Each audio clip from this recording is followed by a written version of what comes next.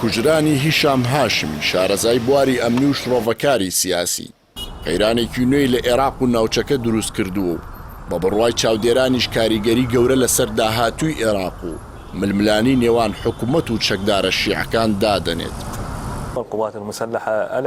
شەوی دووشەممە هیشام هاشمی بەشداری لە بەرنامەیەکی تەلەڤیزۆنی کرد و ڕەخنەی توندی لە میلیشیا چەکدارەکان گرت کە ئەو بە گروپی کاتیۆشاکان ناوی بردن بەهۆی هێرشەکانیان بۆ سەرناوچەی سەوز و بردومانی ناوچە و شوێنی دیبلۆماتکارانی بیانی. پاش بەرنامەکە و لە کاتی گەڕانەوەیدا بۆ ماڵەوە لە ناوچەی زەیونە لە بەردەم ماڵەکەیدا سێ چەکدار چاوەڕێی بوون و تیرۆریان کرد.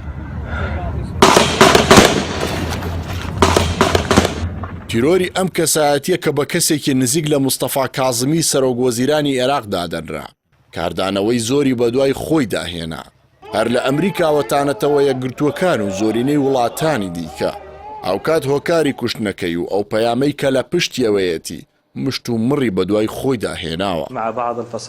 هاشمی سەرڕایەوەی کەسایەتیەکی شیعە بووە بەڵام زۆر دژی ئەو هێزانە قسەی کردووە کە لە دەرەوەی یاسا چەکیان پێیە.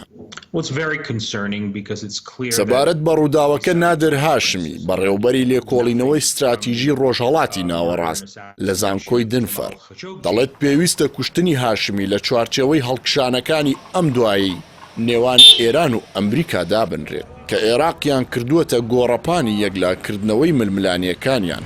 دەژڵێت کوشتنەکە پەیامی ڕوونی لایەنی ئێرانە بۆ ئەمریکا بەرامبەر دەستگیرکردنی ئەندامانی کەتیبەکانی حیزبوڵڵا لە کۆتایەکانی مانگی ڕابردوودا.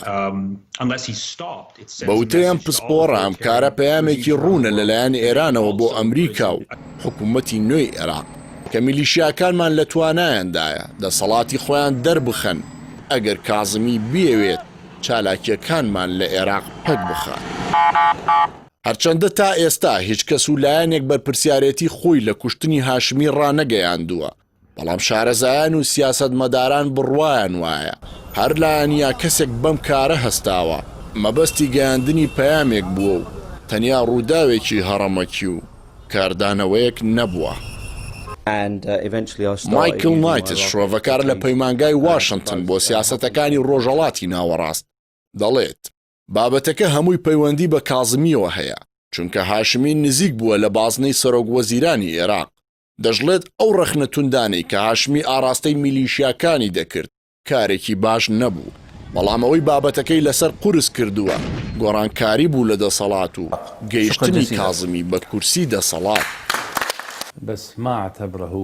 هەرسەبارەت بەو بابەتە عیززەت شابەندەر سیاسەتمەداری دیاری عێراقی پێی وایە ئەو ڕووداوە دەری دەخات کە حکوومەت بوونی نییە و میلیشیاکان و ئەمریکا و داعش هەمویان دەسەڵاتیان زیاترە لە وڵاتدا. ڕووداوەکە لە کاتێکدایە کە لە ماوەی 6 مانگی ڕابردوودا دەیان چالاکوان و خۆپشاندەران کوژراون و ڕفێندراون بەڵام تا ئێستا هیچ تۆمەتبارێکی ڕووداوانە دەستگیر نەکراوە.